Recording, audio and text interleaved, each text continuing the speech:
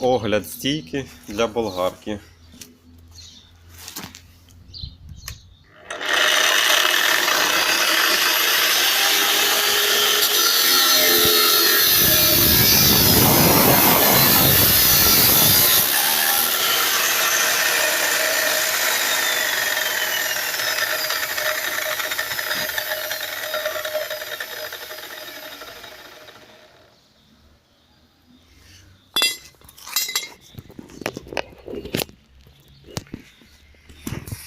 За основу взята болгарка під 230 круг.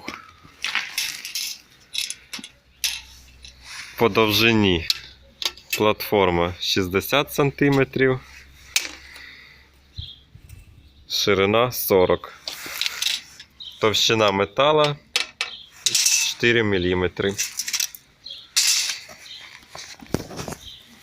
Рухома частина взята з дискової борони, ступиця.